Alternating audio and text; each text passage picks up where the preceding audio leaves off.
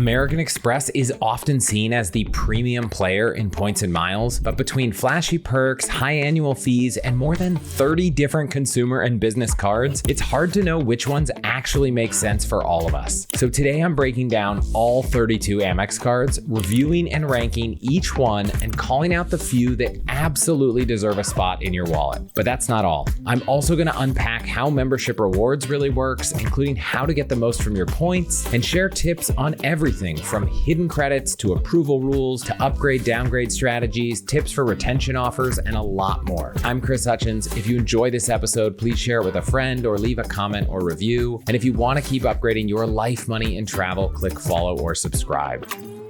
So I got my first Amex card since 19 years old, and it's pretty easy to track these things because they have a thing on the front of the card that says member since, and they have the date. And I've been accumulating millions of Amex points ever since. In fact, I most certainly have earned more Amex points than any other points program out there. And between my wife and I, we currently have 15 different Amex cards. Now, not all of them are the same. We might have 2 platinum cards, but we have 15 different individual cards. And it's a program I've gone really, really deep on. And so today I'm really excited to share a lot more. First, I'm going to run through all of their cards. There's 31 of them, so there's a lot. I will try to be quick. I'm going to include co-brand cards like Hilton and Delta and talk about all the features and benefits, giving my opinion and ranking them on a tier list as I go.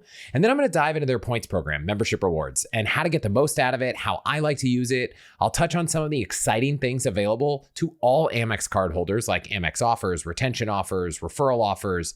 And then I'll share some of the nuances of Amex's rules for opening cards, getting bonuses, and a lot more. Finally, we'll see how an Amex-only card combo stacks up against other issuers. And note that we do have links to all the Amex cards and their offers on our website, allthehacks.com/cards. The offers I'm going to talk about today and the exact amounts are good as of today. I'm recording on June 26, 2025. However, those links on our website, at least right now, are not affiliate links because it turns out Amex affiliate links don't always have the best bonuses. So right now we've transitioned to start sharing referral links from our members because those referral links usually do have the best bonuses. And while we're not making money on those links as a business, our members are getting a bunch of bonus points, but more importantly, those links have the best offers. So please go ahead and use them, support our members, or if you want to have your referral links in rotation to earn your referral bonus points, you can join the membership at allthehacks.com/join. All right, so let's start with the cards that earn Amex's famous currency, membership rewards points. But before that, there's just a few benefits that I'm going to skip for every single card as I run through this episode because they are consistent across the entire Amex portfolio. So unless I mention otherwise on a card, they all have extended warranty protections and purchase protections. They all have no foreign transaction fees or authorized user fees. Again, I will point out when that's not true. And for all the co-brand cards, the Marriott, Hilton, Delta, they have baggage insurance and secondary rental insurance. They might also have some of those things with some of the premium cards, but in general, if I don't mention it, all the co-brand cards do have that. So let's jump into the membership rewards cards. So the first card we're going to talk about is the Amex Green Card. It earns membership rewards points, has an annual fee of $150. Right now, the sign-up bonus isn't that exciting. It's 40,000 points on $3,000 of spend in 6 months. It's been as high as 60 or 50,000 points in the past. Not a lot to love about the sign-up bonus, but I actually think it's an underrated card that doesn't get talked about nearly enough. It earns 3x points on travel, transit, and dining worldwide. So that's really awesome, right? There aren't a lot of cards that are hitting all of those categories at a lower annual fee, $150, and then 1x on everything else. Similar card might be the City Premier card, where you get 3x on flights, hotels, and dining, but you're not getting it on all other travel. This used to be comparable to the Chase Sapphire Reserve, which now is 4x flights, 4x hotels, but 1x travel in other categories. So 3x travel, 3x transit, 3x dining. I like this card, even though the sign-up bonus isn't high. It's not a card a lot of people want to add to their portfolio because they've got those places covered. As for benefits, not a lot. $199 Clear Plus credit. So if you want to sign up for Clear to expedite security, you can do that and get reimbursed. Has trip delay coverage. And like the other green, gold, platinum, Centurion, business, and personal versions, it is a charge card, which means that at the end of the month, you pay your bill off in full. It doesn't just automatically accrue interest unless you enroll in Amex Pay Over Time feature, which we'll talk about later. So there is no set fixed limit either. Now, obviously there is some limit. You can't just get the card and spend $500,000 on it, but there's no specific limit that you're forced to stay under each month. And so as you spend more and pay off your card more and more, you're able to spend more and more. Now, it seems from people I know that spend a lot with Amex that once you hit the $100,000 balance on all of your charge cards limit, especially on the business side, they might reach out and do a little bit of a financial review or want to review your business statements or tax returns just to make sure that you actually have the money to pay off these cards. As for the tier list, I'm going to put the green card at the A tier.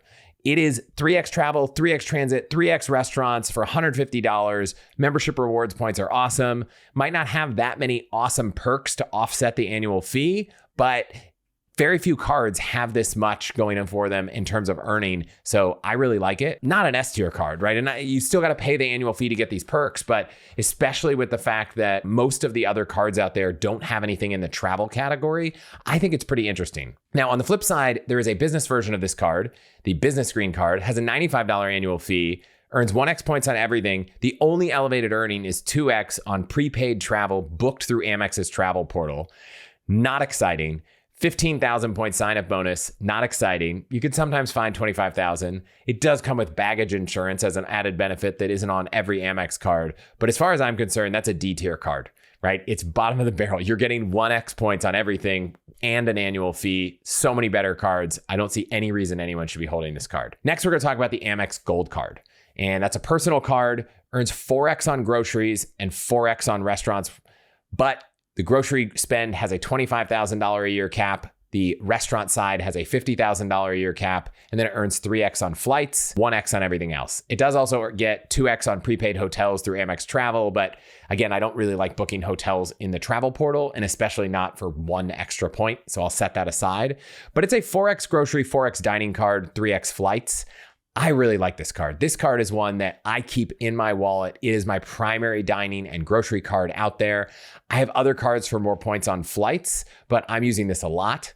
The sign-up bonus right now, as of recording, is as high as it has ever been at 100,000 points for $6,000 of spend in 6 months. However, Amex has this new phrasing where the sign-up bonus is labeled as high as 100,000 points. So you might not get the full 100,000 points, and you go through this process where you apply for the card, they tell you what you get, your credit hasn't been hit with a hard inquiry, and then you get to decide how to go forward. It's a real pain that you have to go through all of that to find out your bonus. So I can't promise what your bonus will be. And I don't know if this is something Amex is going to move to for all of their cards going forward, where they kind of look at your profile and decide whether you're going to get a bonus. There also is a bunch of family language around Amex bonuses. So I'll talk about that a little more at the end, but at the high level, generally within each group of cards, so membership rewards cards on the personal side, you can't get the bonus for the gold if you've already had a higher tier card. So once you have a platinum, you can't get the bonus for the gold or the green. So if you're going to try to maximize all the bonuses, you'd want to get the green bonus, then later get the gold bonus, then later get the platinum. Because if you go in reverse, you actually can only get the platinum bonus and none of the others.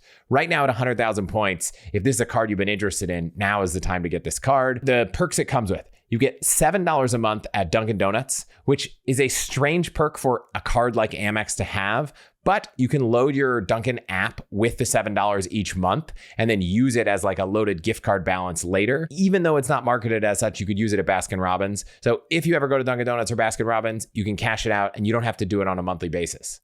You get $50 every 6 months at Resy restaurants. And similar, if you find restaurants that are on Resy that use the Toast platform for their point of sale system, you can usually buy gift cards for those restaurants and you can do that online and use them later. So you can optimize if you're not going to be at a restaurant in the January to June range, but there are a ton of great restaurants on Resy. So that one's pretty easy to get use out of.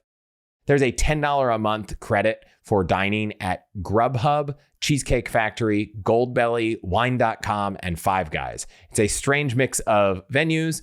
Grubhub for pickup seems to be the easiest one for me to get use out of. I haven't really ever used it at any of the other locations, but we do carry out at least probably once or twice a month. And so we use the Grubhub credit and get pretty good value.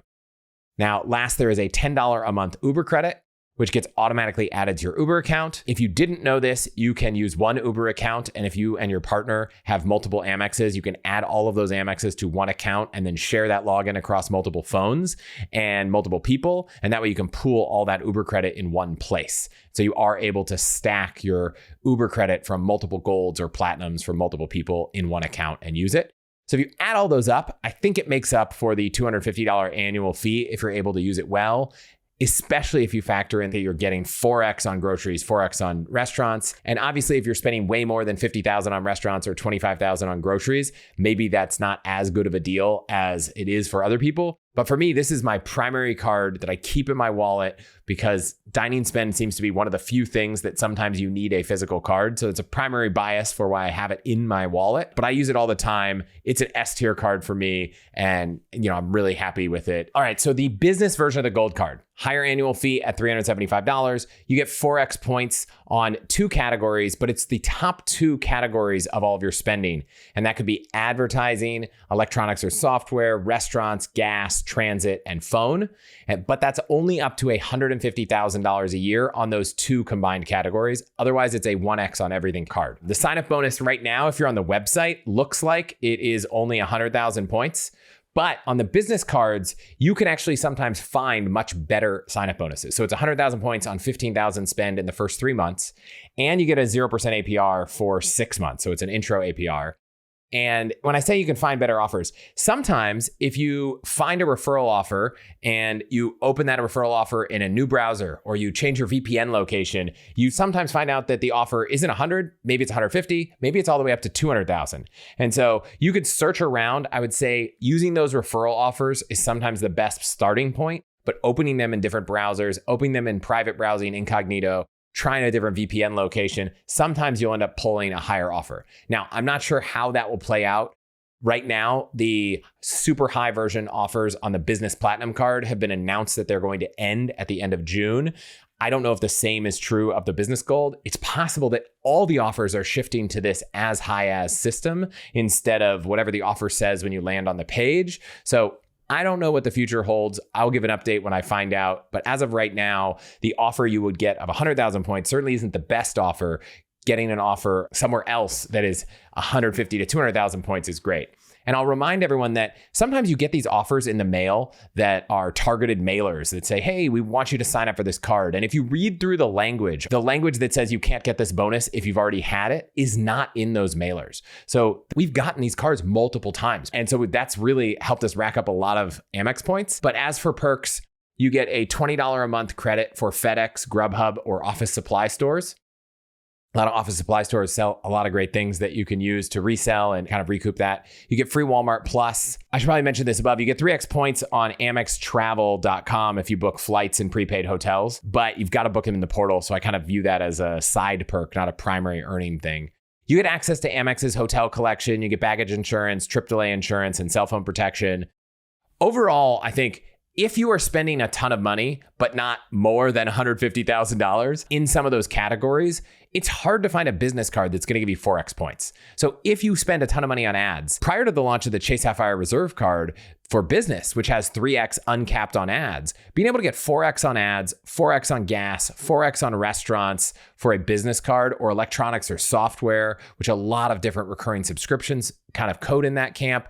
This is a great card, right? I think if you're a business owner and you spend a lot in those categories, the Amex Business Gold card is an S tier card. But if you are not, then I'd move it way down the list. So I think it has the ability to be an incredible card because the ability to earn a ton of points, the ability to take advantage if you have a lot of employees of some of the Amex employee offers, which I'll talk about a little later, make this a really awesome card. So I think for that use case, it's great.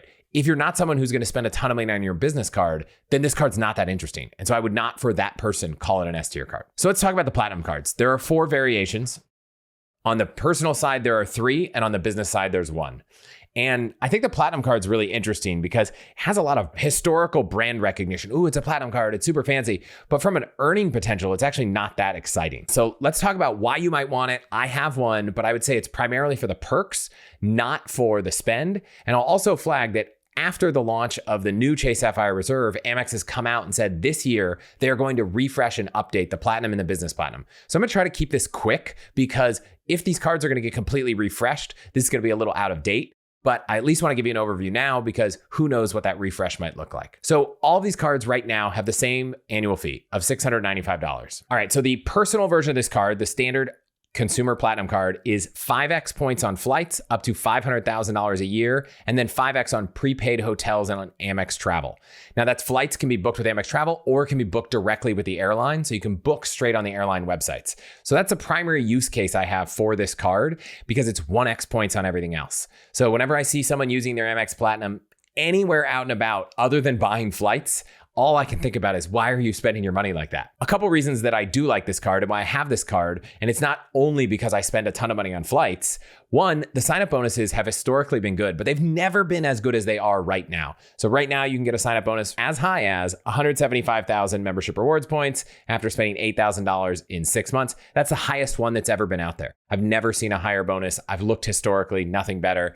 Obviously it says as high as, so I don't know what the success rate will be for most people. But you can find out whether you're going to get that 175K without having to accept it. So it's worth doing if that's interesting. It does have an authorized user fee, and we'll talk about which of the perks carry over to that, but that's $195. The big benefit of this card is access to Amex's lounge collection. Now, one of those lounges is Priority Pass, which you can get lots of other ways, but some of the other lounges you have access to are a lot harder to get. So you get the Amex Centurion Lounge, which you can only get with the Amex Platinum or the Amex Black Card, the Centurion Card. It used to include free guests, but now you can only bring free guests if you spend $75,000 a year on the card. You also get access to the Delta Sky Club when traveling on Delta. Again, you don't get guests, so it's just for the primary cardholder.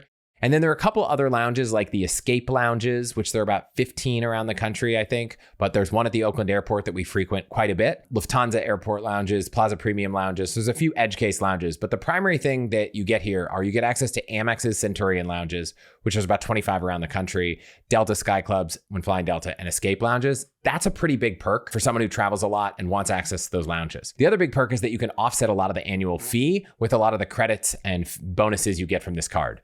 Now, some people might not like playing that game, in which case I would say this card is definitely not for you. It's a bit of a coupon book, but you do get a $200 airline credit. So you have to select one airline for the year, and you can spend up to $200 on incidentals, so not airline flights. Now, there are sometimes other things that count towards those incidentals. There's a bunch of posts on Flyer Talk if you want to go deep on what counts for each airline.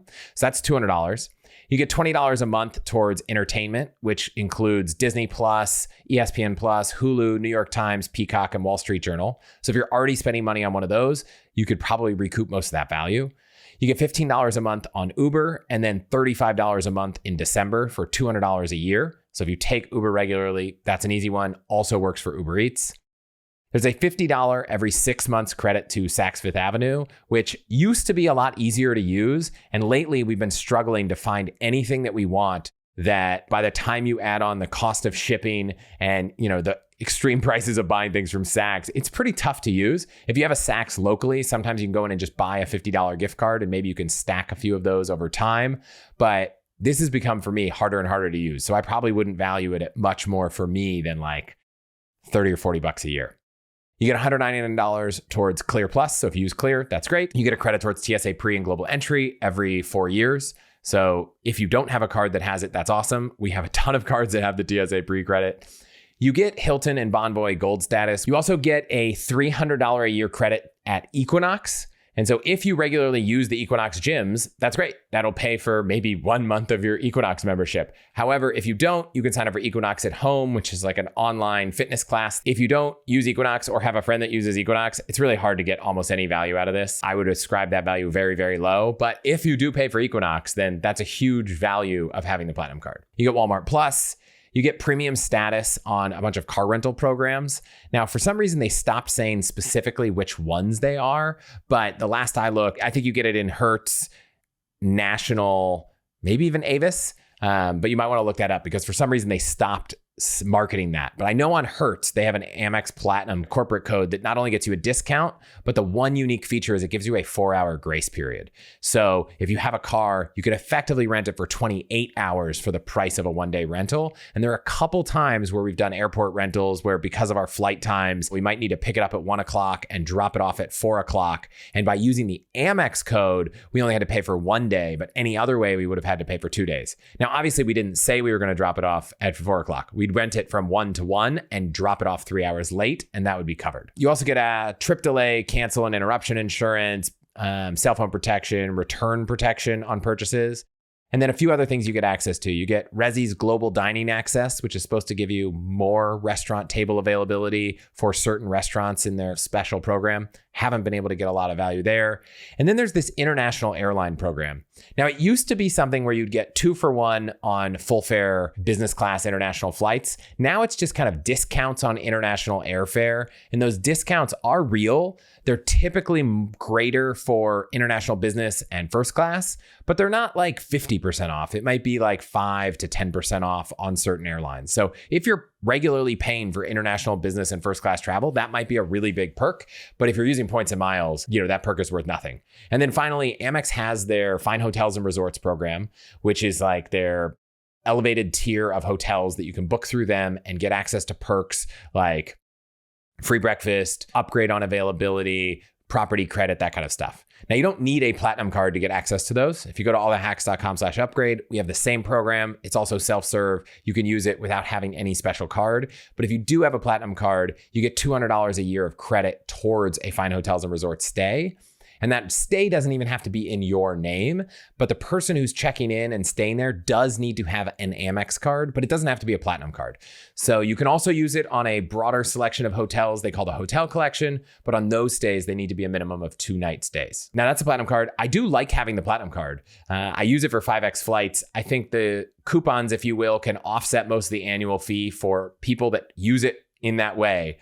But I really think it's missing a little something to be an S-tier card. But if you use those coupons effectively and make it a no annual fee card, then you're getting 5X on flights and a lot of lounge access. So for me, that's an A-tier card, especially if you factor in the sign-up bonus. But if you are not someone who wants to use coupon books, then I don't see a world where you'd be very excited about this card. Now let's talk about the other variations. The two primary personal variations are a Schwab version and a Morgan Stanley version. They are very similar to the personal platinum card with a couple subtle differences. On the Schwab side, the sign-up bonus right now is way lower. It's 80,000 points after 8K spend in 6 months. Recently, it was as high as 125,000, so not the best time to get it. Again, there's these family rules, so once you get one platinum bonus, you can't get another. So keep in mind that unless you have a targeted mailer with special language, you can't go getting all of these different bonuses. The two unique perks that you get with the Schwab card is that one, you can use Schwab's Platinum card to liquidate your membership rewards points at 1.1 cents up to 1 million points a year. Then it drops to 0.8 cents. Now, if you're someone like me who likes to use those points to transfer to airlines and hotel groups and book flights, then I think you have a lot better options. If you have an Amex Business Platinum, we'll talk about how that card lets you redeem your points at about 1.54 cents booking travel in the portal. So I'm not interested in liquidating my points at 1.1 cents. However, if you're someone like I was talking to Tim Ferriss in his podcast recently that just has so many points and doesn't know what to do with them, and it's a lot of hassle, if you were going to try to cash them out and you wanted a way to do that, you could cash out 1 million of them a year at 1.1 cents. That's better than a lot of other options. It's better than statement credit or Amazon, but for the most part, it's not something that's exciting to me. The only other difference is, depending on your balance at Schwab, you get an annual credit towards the card. So if you have $250,000 at Schwab, you get $100. If you have $1 million with Schwab, you get $200. And if you have 10 million with Schwab, you get $1,000. Otherwise, perks, benefits, fees, it's almost exactly the same as the personal platinum card. You still get the 5X flights, 1X and everything else. And that's the same for the Morgan Stanley card. The difference there, similarly, different bonus. Right now, its bonus is also 80,000 points after 8,000 spent in 6 months. It has been as high as 150,000 points. The one unique thing you get differently at Morgan Stanley is your first authorized user is free. So the platinum cards, the authorized users I mentioned are $195. The bonus is those authorized users get access to Centurion lounges, Sky Club, Hilton Marriott status, and a global entry credit every 4 years. So you can have a way to give other people access to those lounges without having to spend $75,000. And I would argue the opportunity cost of putting $75,000 on another card is probably much greater than $195. So if you really want to get someone else access to those lounges, it might make a lot more sense to use the $195 to get an authorized user card and spend that money somewhere else. Or if you're looking to get a platinum card, and you can get a Morgan Stanley version of the card, why not do that where your first authorized user is free? Now, you can also liquidate your membership rewards points, transferring them to your brokerage account at Morgan Stanley. It's uncapped here, so you get 1 cent per point at as many points as you want, versus Schwab, it was 1.1 cents on the first million, 0.8 cents after that.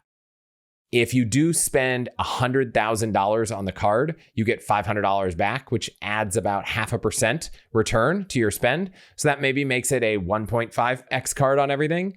And then if you have a Cash Plus account with Morgan Stanley, which is $15 a month, which also gets waived if you have $2,500 a month of deposits or a $10,000 balance in your Cash Plus account and an investment account. It's a little bit complicated. You'll have to go read all the nuance. But for a reasonable amount of money stored in your Cash Plus Morgan Stanley account, you have no annual fee on the card. So I think if you're looking for a platinum card, and I kind of regret not doing this myself, the Morgan Stanley card is pretty interesting. You get your authorized user free. If you decided to spend a ton of money on this card for some reason, you'd at least get a higher return, and you could probably get that annual fee waived without putting too much money at Morgan Stanley. So those are the two kind of off versions of the card. And when I think about them, they're not enough different about them that I'm going to put them any higher than the A tier. I could probably make a case that Morgan Stanley card might bump up to the S tier. And in fact, I think I'm going to do that only because if you can get the annual fee waived and you can get the authorized users and you can get all the perks, that would be amazing. So I'll bump that one up as I'm doing this in real time, but the other two I'll leave at the A tier. Now, on the business platinum side, it's a little bit different. You don't get the 5x on flights, but you do get 1.5x points on all spend over $5,000, as well as on construction materials and supplies, electronic goods, software, cloud systems, and shipping. Now, 1.5 points on your spend is not that exciting all around in general, right? There's plenty of 2x everything cards. So this doesn't make sense for me as a place to spend money. It's a 1x on everything else card. And then you get 5x on flights and prepaid hotels, but only in Amex travel. So I can't make a strong case for spending a lot of money on your business platinum card unless you have a lot of employees, and I'll get to that in a little bit. However, the sign-up bonus on this card makes it an easy card for many people with a business to justify having. And that's because depending on when you get it and depending on what browser you're in, I've seen offers, and I've taken advantage of offers myself, as high as 250,000 points after spending $20,000 in 3 months. Now, obviously you need to have $20,000 of spend to make this work, but 250,000 points, especially if you can cash them out at, let's call, at least you could get 1.5 cents of value. That's almost $4,000 of benefit for the card. And at a $695 annual fee, that makes a lot of sense. So if I get a flyer in the mail offering me a 250,000 point offer on this card, even though I already have one, I'm signing up again if they want to give me that bonus again. So the website right now has a 150,000 point on $20,000 spend in 3-month offer. They also are going to give you $500 credit after you spend $2,500 on flights. You could book those flights directly with Airline. So if you're going to spend $2,500 on flights in the next 3 months, you could bump that bonus up even more. And I think that $500 credit on flights applies to those $250,000 offers as well. Now, they have announced that those $250,000 offers are going away on June 30th. So 4 days after recording, before this episode will come out. Who knows what they will be in the future, but I just want to flag that the really exciting thing about the Business Platinum card, similar to the Amex Personal Platinum, is the lounge access, but it's also the fact that you get really, really wild welcome bonuses. And the Business Platinum specifically has a feature where when you book flights in their Amex travel portal, you can actually get a rebate of 35% of the points you use. What that effectively means is if you had a flight that cost 100,000 points because it was a $1,000 flight, you'd get back 35,000 of those points, which means it only actually cost you 65,000 points, which means your points are being worth 1.54 cents. Now, I had this fun conversation on Tim Ferriss's podcast where I helped him figure out how to burn his 15 million points that he's accumulated and never used. And my message to him was the easiest way for you as someone who doesn't have a lot of flexibility is just book your flights with Amex Travel on your Business Platinum card and get that 35% rebate and cash out all your points effectively at about 1.54 cents. However, one thing to note, you only get that 35% rebate on 1 million points rebated a year, which is about 2.8 million points redeemed in total. So in that case of Tim Ferriss trying to liquidate 15 million, it would take him somewhere around 5.5, 6 years to get through all of them because there is a cap on that 35% rebate. Now, recently they made one change, which is a little bit disappointing, which is that you're no longer going to be able to do that on any international airline flying business class. You're only able to do it on the airline you've selected each year. So if you're someone who flies the same airline a lot, and most of those airlines have to be US airlines. So if you're flying United or Delta or American a lot, you can use your Business Platinum card and get 1.54 cents on your Amex points. Now, obviously, I think you could transfer them to airlines and get a much better value than you would get there. But I think it's a really compelling option if you're trying to cash out your points. Now, almost all of the benefits and perks of the personal platinum apply here, except some of those credits. And so I'm just going to go through the credits here because they're different. And so perks wise, you still get the lounge access, you still get fine hotels and resorts, you still get the global entry, you still get Hilton and Marriott status, you get the car rental statuses, you get their trip delay and cancellation insurance. The things that are different is you get a $10 a month wireless credit for paying your wireless bill. You also get cell phone protection. You get a $90 a quarter Indeed credit, which I've never used in any way, shape, or form. You get a $150 a year credit with Adobe Creative Cloud. I've never used ever on any of my cards, so I value that at $0. You used to get $200 every 6 months at Dell. Now you get $150 a year plus another $1,000 if you spend $5,000. So if you're someone who for your company is buying computers at Dell, then getting $1,000 off $5,000 plus $150, that's going to pay for the annual fee on its own. So that's pretty amazing. So the other credits you get $50 a quarter at Hilton. You do also get that airline credit of $200 and the $199 clear credit. So you're not getting the Saks, Uber, and entertainment and fine hotels and resorts credits, but I think you're getting everything else. Oh, and you're not getting the Equinox credit. So I think that sums up the Business Platinum card. When it comes to how I would rank this on the list, I would have to put the Business Platinum at the B tier. And the primary reason I put it below the personal, yes, you still get the lounge access. Yes, you get a lot of things. However, there's just no compelling reason to spend on this card. With the personal platinum, you can spend 5x on flights. I think that's really, really compelling. I think that the perks and the benefits are a little more interesting to the average person. I think it's pretty hard to get value from the Indeed credit or the Adobe credit, or maybe even the Dell credit. So the credits are a little less valuable. The spending bonuses are a little less valuable, but you still get that lounge access and huge welcome bonuses. So that's why I put it at B tier. This episode is brought to you by Kick. If you're anything like me, bookkeeping is one of those things that you know you need to stay on top of, but it always ends up last on the list until tax season hits, and it is a scramble. With deadlines coming up fast, now is the time to get ahead of it. So you need to check out Kick, the best bookkeeping software I've found. It's the best bookkeeping software I've found that actually does the work for you. Seriously, it's so good. No more spreadsheets, no more QuickBooks headaches, just clean books for your business on autopilot. And the setup is so easy, like 10 minutes easy. You will love it. I've been working with the Kick team for a while now, first as a customer, providing lots of feedback, then as an investor because I really believe in what they're building. And since tax season is coming up, I asked them to put together something special for you. So if you sign up at chrishutchins.com/kick, K-I-C-K, and use the code CHRIS20, you'll get free bookkeeping for last year, 2024, and 20% off your first year of Kick. Spots are limited, so head on over to chrishutchins.com/kick for this amazing deal. This episode is brought to you by Delete Me. And if you prefer not to have your identity stolen or have your phone number, home address, or email showing up all over the internet, you really need to check out Delete Me this year. Unfortunately, there's hundreds of data brokers online that are constantly sharing and selling your personal info, and keeping track of all of them is like playing whack-a-mole. But fortunately, if you go to them one by one, you can get them to remove your data. However, that process can take hours and hours to do yourself. I know, I tried it 2 years ago, and after spending more than 10 hours and not even getting close to finishing, I gave up and started using Delete Me, and I haven't looked back. Since then, I've signed up my entire family because Delete Me will not just find and remove your personal info from hundreds of data broker websites, they'll continuously scan for new data that shows up, which sadly happens all the time, and get that removed as well. On average, they find and remove over 2,000 pieces of personal info for a customer in their first 2 years, and to date, they've done over 100 million data removals for customers.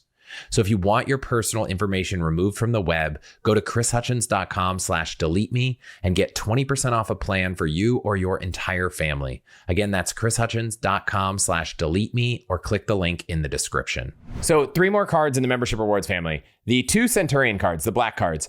I will just briefly run over them because I think it's interesting to understand what they have, but I'm not going to spend a lot of time because I actually don't think they're that compelling. So the interesting thing about them, I'll kind of go over them together, is that they both have a $10,000 initiation fee plus a $5,000 a year annual fee plus another $5,000 per authorized user fee. From what I understand, you need to be spending over $250,000 a year with Amex to even be invited, but I know lots of people who have spent that much and not been invited. The primary thing you get from this, aside from, supposedly a much better concierge and much better travel advisors, I've only probably known 2 or 3 people that have ever had the card or had a close friend with the card. They haven't really been using those things as much because at that level of spend and at that level of income, you probably have an assistant that can do a lot of that. What you do get is you do get Delta Platinum status, which has a lot of value if you are flying Delta, not enough to earn the status, but enough to value it. You get Hilton Diamond, which you can get for free with the Hilton Aspire card. You get IHG Platinum, which you can get free with the Chase Sapphire Reserve. You get Marriott Gold status, which isn't worth that much. You used to get Hertz Platinum status. TBD if you still do, which is this kind of like super hidden secret status that I've heard is actually really awesome. You also get Avis President's Club, which is not that exciting. You get $250 a quarter at Saks, which just sounds like more money to not be able to spend efficiently. You get $369 at Clear, which is enough to cover multiple people. And then you actually get your full Equinox membership covered. That's $300 a month. Now, the Equinox membership is not part of the business card, but it is part of the personal card. But otherwise, I think most of the perks are similar between business and personal. Obviously, they're not on the website, so I can't kind of answer that perfectly clearly because they don't have a published list of all these benefits. You do get access to the Centurion lounges, and you don't have to have any fees or spending amounts for your guests, so you get free guest access. If you're flying Lufthansa, you get access to their first class lounges, which are really nice. You get a PS membership, which is like a private terminal in LA and Atlanta, and I think now Dallas, but you still have to pay to use the private terminal, but the membership fee that goes before the usage fee is covered. And the other big things, I think on the personal side, you get a 20% rebate in Travel Portal, which makes your points worth 1.25 cents. On the business side, you actually get a 50% rebate, which means your points are worth 2 cents, which is really, really awesome. So I don't know, if you had millions of points to burn and you got an invite to the black card and you wanted to burn them all up, this would probably be a compelling reason to get this card. It's capped at 3 million points a year. I think that's redeemed. So it's probably 6 million points a year spent. So that's one reason to get the business version of this card, but gosh, really not much other reason. Obviously, it has great purchase protections and travel protections and all those kind of things, but I'm not excited about this card. If I got invited to this card, I don't think I would accept the invitation because the costs and the fees are too much. If you want to really burn your Amex points, like if that is your MO, then the business version of the Centurion card would totally be worth being an A tier because it's just, there's no way to get 2 cents of value from your Amex points. As for earning, it's 1.5 points on purchases over $5,000, 1x on everything else. As for the tier list, I think it's pretty hard for me to put the personal version of this card any higher than the C tier. It's just so egregiously expensive. The perks don't necessarily make up for it. Maybe if you're already spending $300 a month on your Equinox membership, that's one of the only arguments that I could make that this would be interesting. That's not me. It's not most people. And it's hard to imagine spending $10,000 to sign up for a card and then $5,000 a year. And if you wanted your partner to have it, another $5,000 a year. The business card, I'll put a B tier only because of that ability to cash out your Amex points at 2 cents. Obviously, if you have this card, you're probably earning those points really inefficiently, but to at least be able to cash them out that efficiently is pretty cool. The only other card that earns membership rewards points is the Blue Business Plus card. And it's a business card. It has no annual fee and it gets 2x on all your spending. However, there's a 50,000 cap on that 2x and then it just becomes a 1x card. The sign-up bonus is pretty weak, 15,000 points on $3,000 spend in 3 months. You do sometimes get a 0% intro APR. Right now, at least you do for 12 months. There have been targeted offers for this card. So you can sometimes get targeted for it and you'll find out that you're being offered as much as 50,000 points. And so that is really interesting to me. 50,000 points for a no annual fee card that will keep your membership rewards points alive. Keep in mind that if you cancel any of these cards and you have no more membership rewards earning cards, your points now go away. So if you have a ton of Amex points, but you don't want to be paying annual fees, the Blue Business Plus is an option. Unlike all the other cards, it does have a 2.7% foreign transaction fee. So I wouldn't be using it overseas, but if you want a 2x card on Amex, up to 50,000 of spend with no annual fee, that'll keep your points alive. As for the tier list, I'm gonna put it at a B tier. I like that it earns 2x points, right? 2x points, no annual fee in a very valuable currency is interesting. The cap of $50,000 makes it a lot lower. The foreign transaction fees makes it a lot lower. So I'm going to put that at B tier. Okay, so that's all the membership rewards points earning cards. I think that's the bulk of what people are excited about when they think about American Express. So I'm going to try to speed up through the rest of the cards. I'll focus on some of the really interesting ones, but some of them just aren't that exciting to me. And I don't think they're going to be that exciting to others. So I'll try to be pretty quick. They also don't have as many coupon books and things to run through. So let's first start with cashback cards. The first cashback card is the Blue Cash Everyday Card. It's a 0 annual fee card. It earns 3% back on groceries, 3% back on online retail, and 3% back on gas. Each of those individual categories is only on the first $6,000 a year.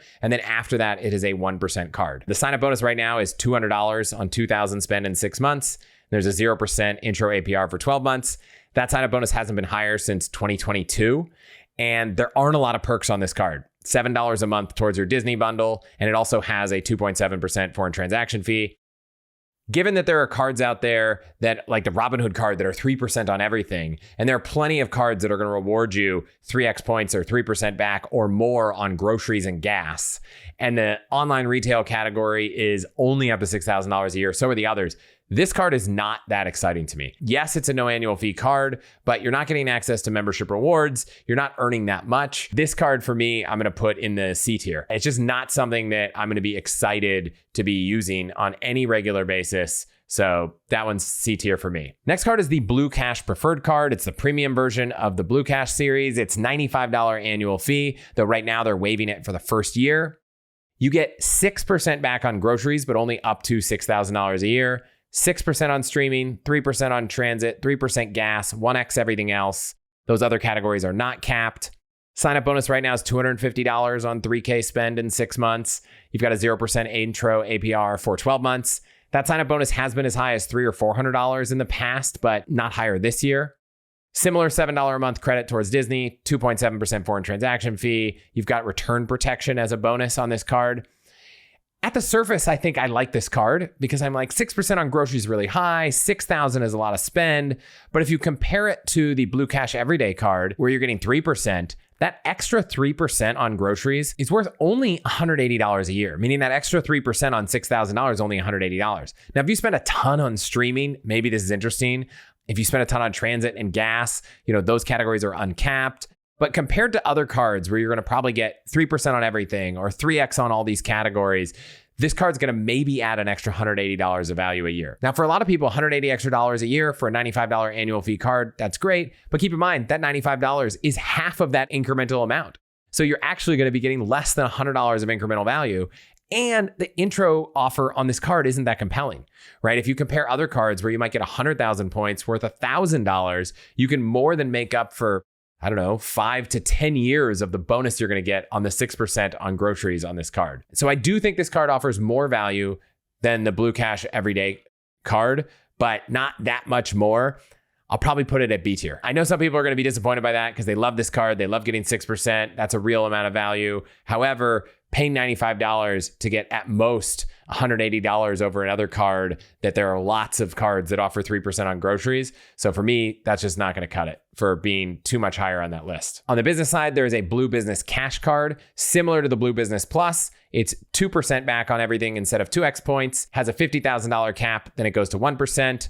You get $250 sign-up bonus right now on 3K spend in 3 months, 0% intro APR for a year. That sign-up bonus has been as high as $500 back in 2023, but nothing better since. It also has a 2.7% foreign transaction fee. I'm not stoked about this card. I feel like on one argument, I should put it at B tier because it's similar to the other card, right? It's both 2x capped at 50K, but the other card is 2x points. And I can get a lot more value out of my Amex points than I can out of cash back. And if I'm looking at 2% cash back cards, there's just so many of them on the market. So there aren't as many 2x points cards as there are 2% cash back cards.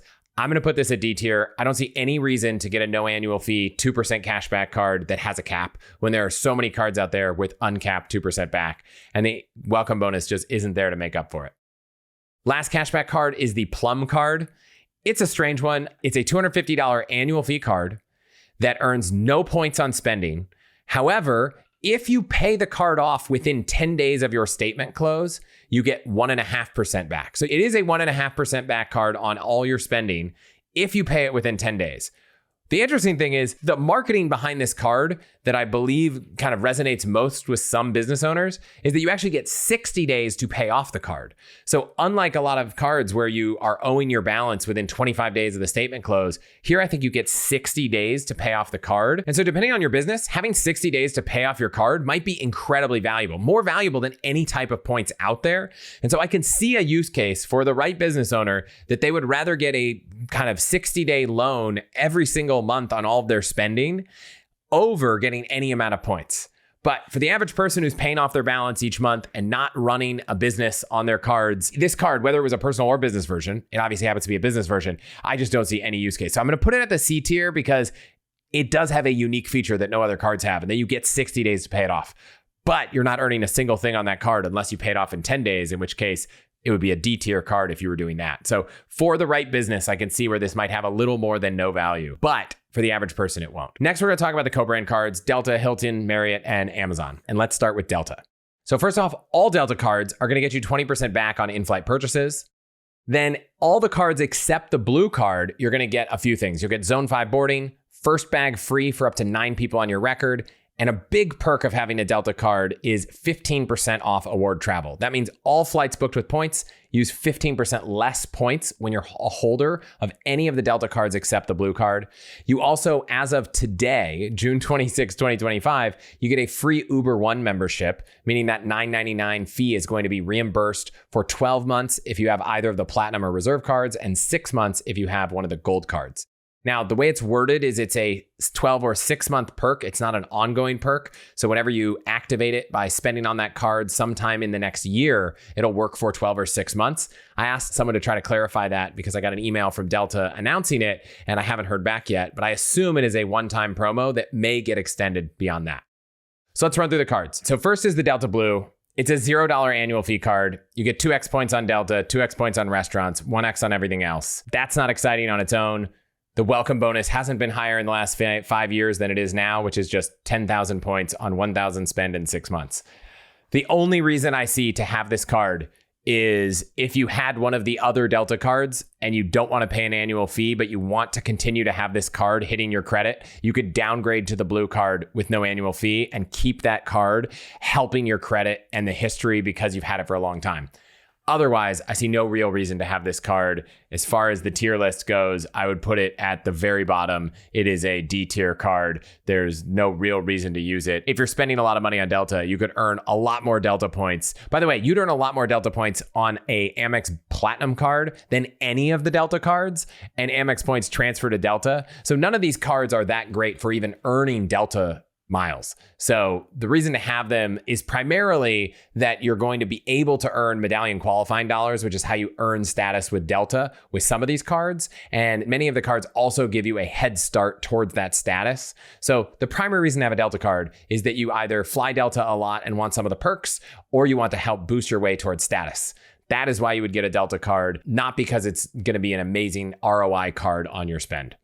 Or I guess the other reason, which is why I have a Delta card, is that the 15% off is worth having. So I've racked up a few 100,000 Delta miles over the years, and now I will get 15% discount on all my redemptions of those miles. And I think the perks make up for the annual fee. I chose to get a business card, so that means that it's not really going to affect my credit because it's not going to show up on my credit report. So for me, that made sense. But let's run through them. So we've got the Delta Gold card, $150 annual fee, 2x on Delta, 2x on restaurants, 2x on grocery, 1x on everything else. Right now, you've got an 80,000 point sign-up bonus. Hasn't been higher since 2021. It's not that unique. It's been 80,000 a lot, and that's on 3,000 spend in 6 months. You get a $200 Delta credit after you spend $10,000 in a year, and you get $100 credit towards Delta Stays, which is their hotel portal. On the business side, kind of similar, $150 annual fee, 2x Delta, 2x restaurants. Instead of groceries, you get ads and shipping as a 2x category, up to $50,000 each. The sign-up bonus is about 10,000 points higher, so 90,000 on 6K spend in 6 months. Hasn't ever been higher, but it's not really a unique thing.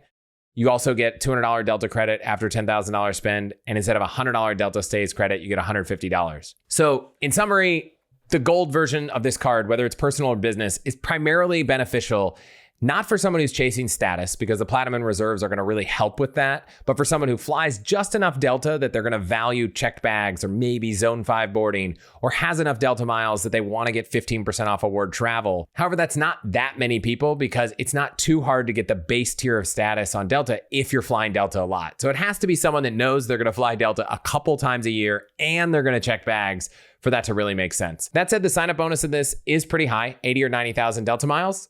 So that could be another reason to get the cards. They do have similar family language on Delta cards. If you want to rack up a lot of Delta miles opening Delta cards, you're going to want to start low and go Gold, then Platinum, then Reserve, because you can't go the reverse direction. Once you've had the Reserve, you're ineligible for the bonuses on the lower tier cards. As for ranking these, I'm going to put them both at the C tier because I just don't think there's enough value other than the free check bags and the award discount. So they might be a good place to downgrade, but I think the perks you're going to get from the higher fee cards are going to give you a better ROI. So if you look at the Delta Platinum card, you similarly get 2x on restaurants and 2x on groceries, just like you did on the Gold, but you get 3x on Delta and 3x on hotels, 1x on everything else. Sign-up bonus is a little higher, 90,000 points on 4,000 spent in 6 months instead of 80,000, but you get a lot more credits. And obviously those credits can be, for many people, a pain to track. But here's why I think this is going to be more valuable. You get $10 a month at Resi, which if you live in a major city, it's not too difficult to find a Resi restaurant. Or if you don't want to dine out every single month, get a $10 gift card at one of those Resi restaurants for 4 or 5 months and then go spend $50. You also get a $10 a month rideshare credit, Lyft, Uber, whatever rideshare program you're using. And then you also get an annual companion certificate. This one doesn't come till after your first year, but for travel in the US, Mexico, Caribbean, and Central America in main cabin, you get a buy one, get one free other than taxes and fees.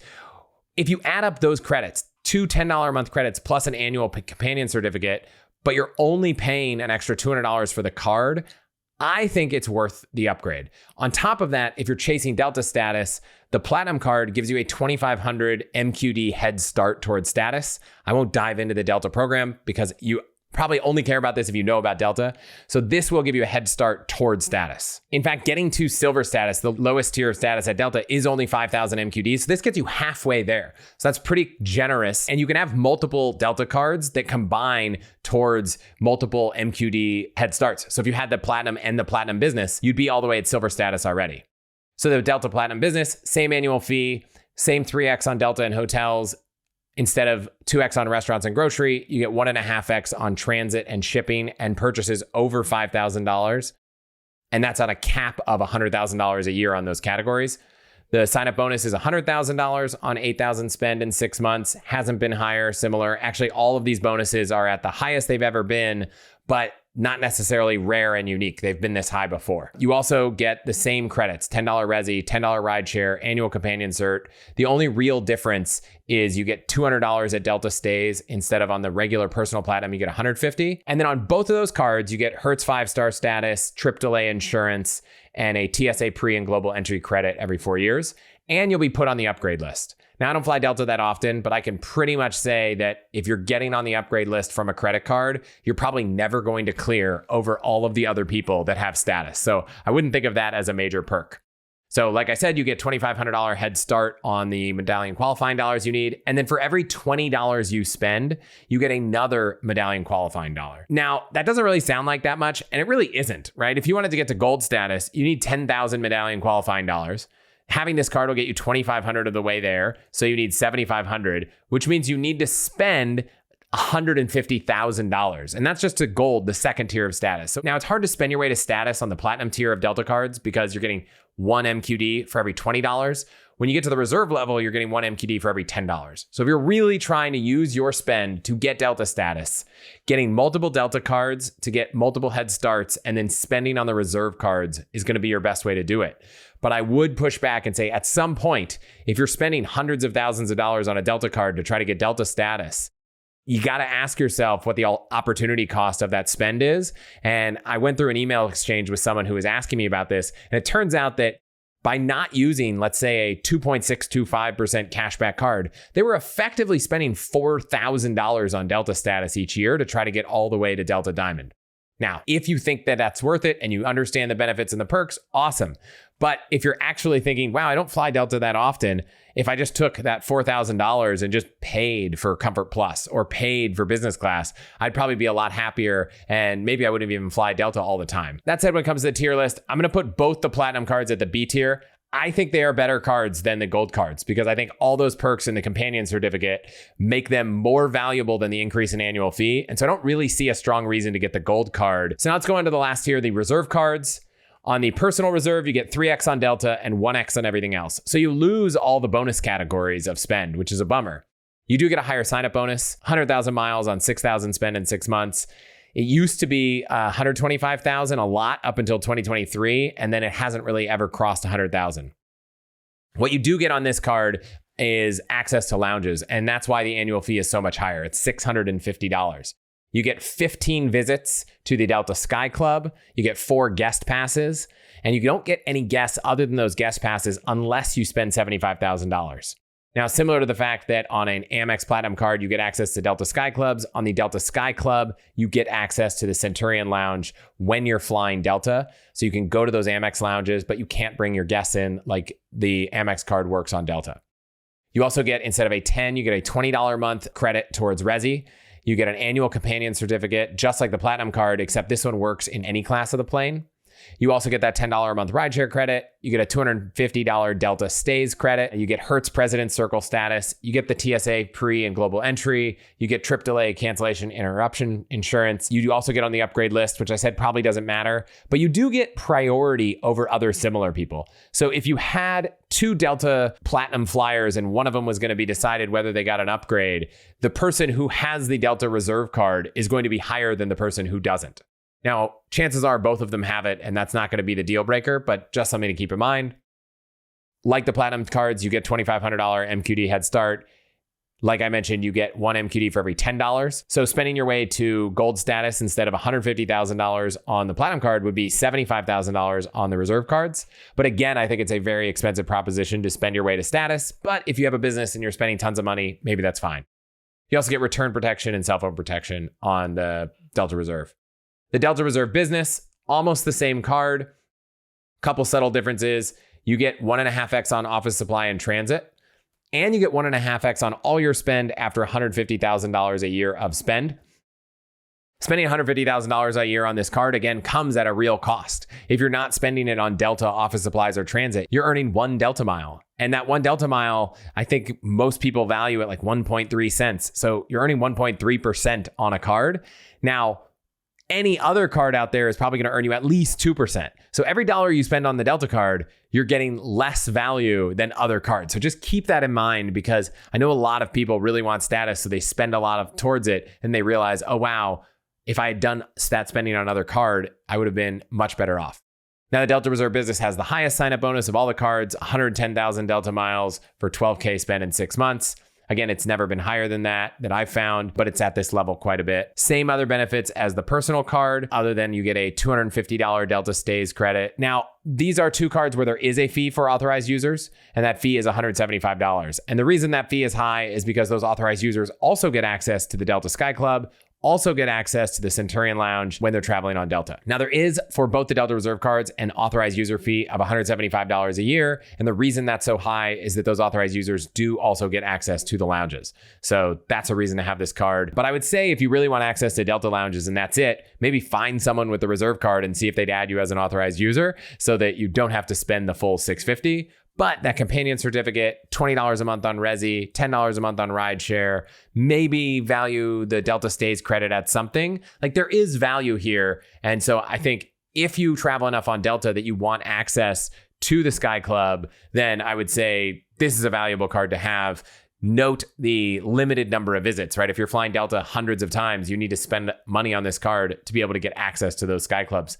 So I'm going to put the business version of the card a little higher. I'm going to call it an A tier card because it's the best way to spend your way towards Delta status. You get into Delta lounges, you get into Amex lounges, you've got companion certificates and $30 a month of credits that I think are pretty easy to use. And so I think it's a pretty good card. The sign-up bonus at 110,000 points, the fact that it doesn't show up on your personal credit report is great. I'll put the personal one with a same card but lower sign-up bonus, counts towards 524, shows up on your credit report down at the B tier, but they're pretty similar cards. And there's probably just a slight edge to the business version of the card that is why I moved it up. Next, let's talk Hilton. This is one where I know a lot more because we've had a couple different versions of the Hilton card.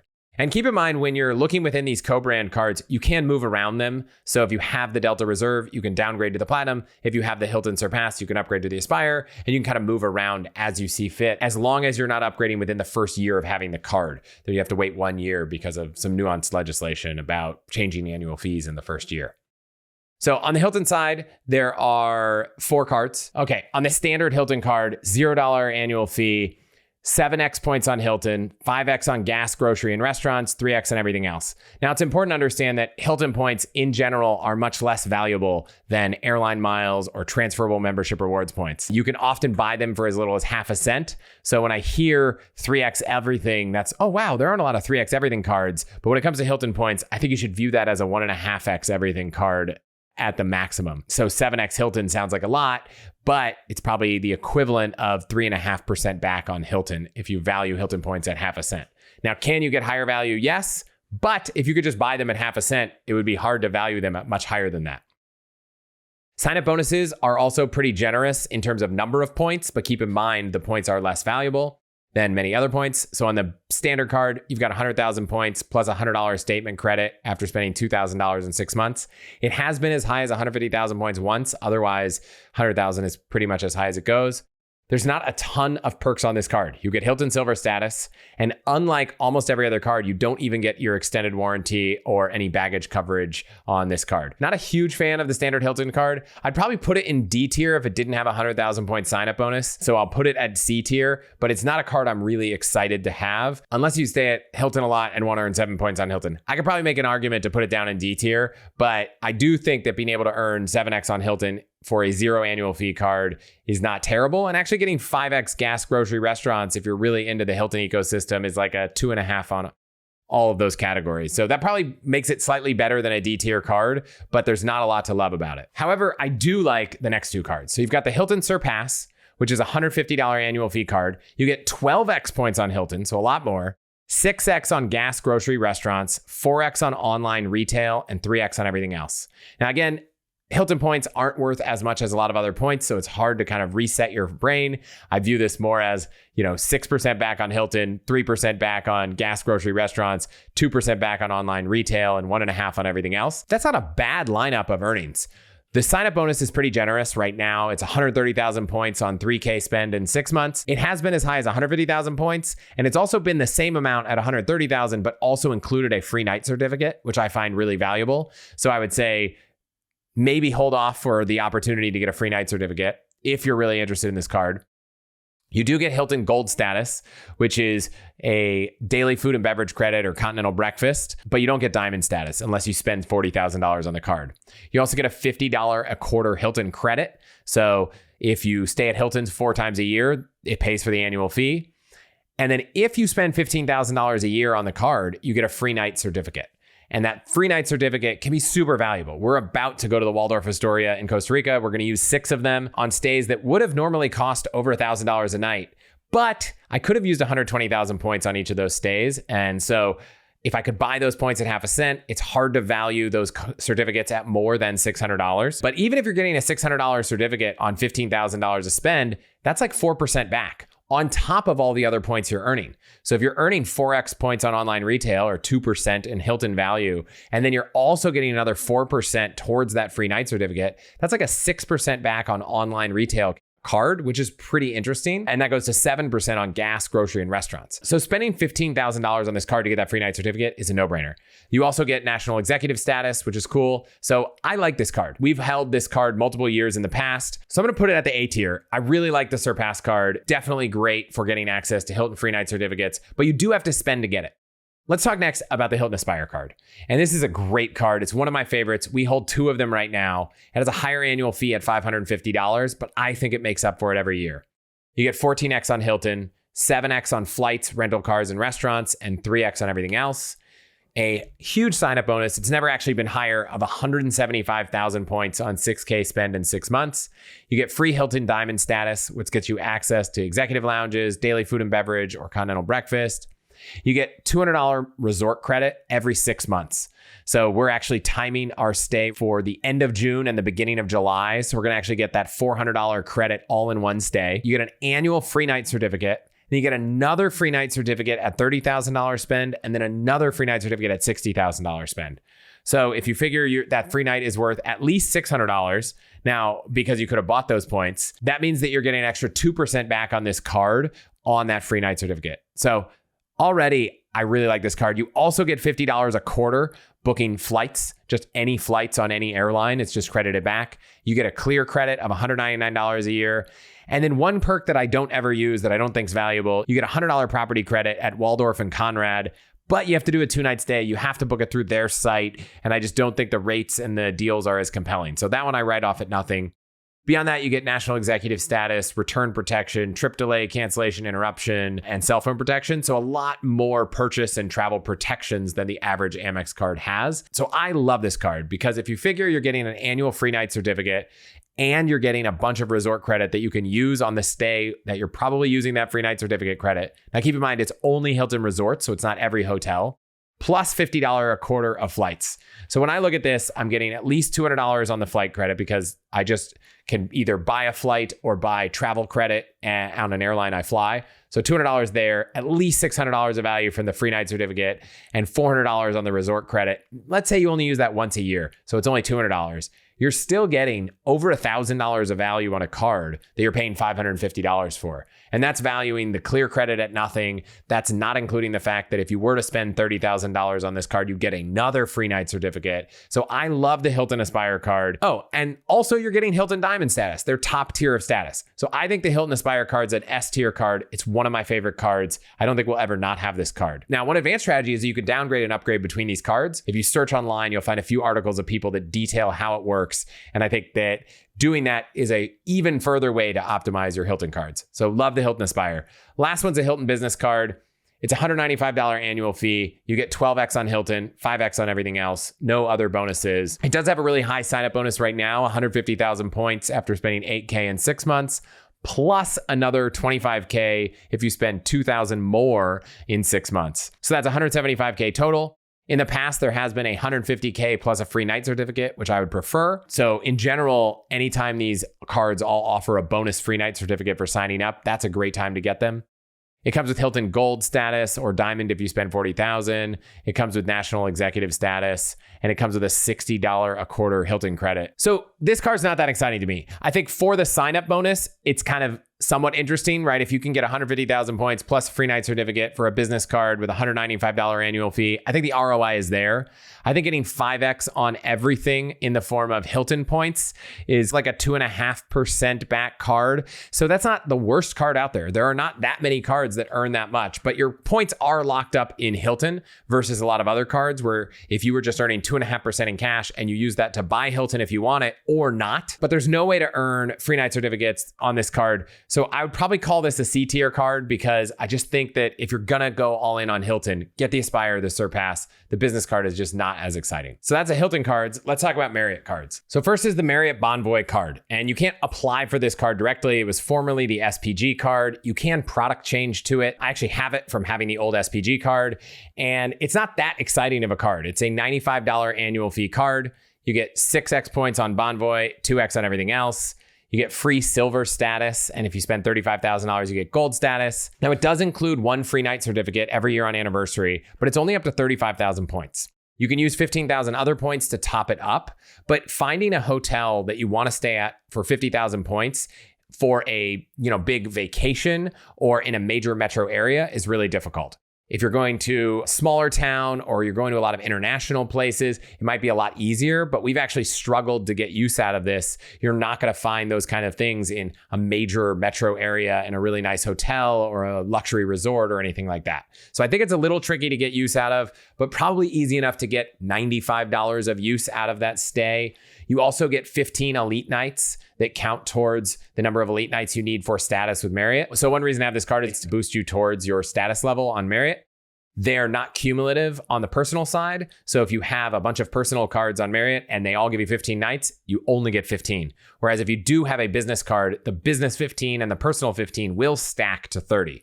So If you're going for Marriott status and you want to boost, this is the cheapest card to be able to do it. But unless you get a lot of value out of one free night a year at a 35 to 50,000 point property, it's a pretty expensive card for a somewhat low ROI on all your spend. So for that reason, I think it's probably a break-even card. You can't even get it as a new card. There's no sign-up bonus. I'm not really excited about this card. I'm going to put it at C tier. Next card on the list is the Bonvoy Bevy card. You'll notice that all of the Marriott cards have a B name, so Brilliant and Bevy and Boundless and that kind of stuff. So a little bit of alliteration. This is a $250 annual fee card. You get 6x on Bonvoy, 4x on grocery and restaurant, up to $15,000 a year, and 2x on everything else. I kind of value Marriott points at 0.6 to 0.7 cents, which makes the what is this card really worth math a little trickier. So it's like 2.8% on grocery and restaurants and 1.4% on everything else. So on a spending basis, not an exciting card. Sign-up bonus right now is 135,000 points. You get 85,000 on 5,000 spend in 6 months, another 50,000 if you spend 2,000 more in 6 months. Somewhat regularly, it goes up to 155,000 total. One of the perks here, if you do a lot of stays at Marriott, I guess this could be lucrative. You get an extra 1,000 points for every stay as long as you book that stay directly. You do get Bonvoy Gold status, which is not that exciting. And then you get a 50,000 point free night certificate, but only after you spend $15,000. You get AAA coverage, which isn't always normal for every card, and you get premium internet. For $250, I want more out of a card, right? If I'm getting a hotel card, if I look at the Hilton card and I look at what I'm getting with the Surpass, it's just so much more than I'm getting or could get with this Bonvoy Bevy card. And so I'm not excited about this card. I'll put it in the C tier. It's probably better than, the cards I'm putting in the D tier, but I'm not very excited about this card at all. Next is a Bonvoy Brilliant card. This is a card I actually have. It has a really high annual fee at $650. It still earns the same 6x at Bonvoy, but you get 3x flights, 3x restaurants, 2x everything else. So on the earnings side, again, if you value Marriott points at 0.7 cents, 2.1 on flights and restaurants, 1.4 on everything else, not an exciting card to spend on. Sign-up bonus right now is 150,000 points. You get 100,000 after you spend 6K in 6 months, another 50,000 after you spend 2,000 more in 6 months. It has been recently a few times as high as that same 150, but you also get a free night certificate. So if you're looking at this card and you can wait for a free night certificate, that'd probably be a much better offer. The primary reason you'd get this card, and the reason I got this card, was that you get free Bonvoy Platinum status, which includes the breakfast offering and includes upgrades, and the upgrades include standard suites. So that's one compelling reason. And the other is that the high annual fee can be offset by primarily two of the benefits. So one, you get a $25 a month dining credit. So that $25 a month is at any restaurant. You just spend $25 or more at a restaurant, you get a credit. So for me, it's pretty easy to spend $25 a month at a restaurant. That's easily worth that $300 a year because we use that credit every month. I think there was one month we forgot and I just bought a $25 gift card at a restaurant and that credited as well. So that brings the annual fee down to $350. And then you get an annual 85,000 point free night certificate. Now you can also add on up to 15,000 points, making it a 100,000 point stay. You can't go past that. But at 100,000 points, there are a lot of Marriott Bonvoy properties you can stay at that are really nice, that will probably fit into almost any vacation or trip you're staying at in a major metro area. So that's something that I think is pretty easy to get way more than $300 of value out of. You're probably not getting $1,000 of value like you would with the Hilton certificates that could be used at any property, but I definitely think you're going to get at least enough value to cover the rest of the annual fee and effectively negate the annual fee. Now, I haven't gotten my first one for upgrading to this. The reason that I got this card was actually that you can get to lifetime platinum status with Marriott if you have platinum status for 10 years, and I think you need 600 nights at Marriott. Now, the elite nights you get on this card count towards that. And so I'm 2 years away, and I just wanted to hit that lifetime platinum status. It was just a target. I wanted to hit it and be done. And originally when I got this card, I thought, I'm going to hit that and I'm going to cancel this card. I'm not going to hold on to it because now I have platinum for life. Who cares? And that might still be the case. But as I was thinking about it, the $25 a month dining credit, there's a little overhead to having to do it, but it's pretty easy to get at value out of. And that free night certificate, I'm fairly certain I'm going to be getting more than $350 of value because 100,000 Marriott points is probably worth $500+ in terms of the stays that I would regularly book with it. So maybe I'll keep this card for a long time. I haven't hit that free night yet, so let's see how I'm able to use it. But all the other benefits aren't that exciting to me.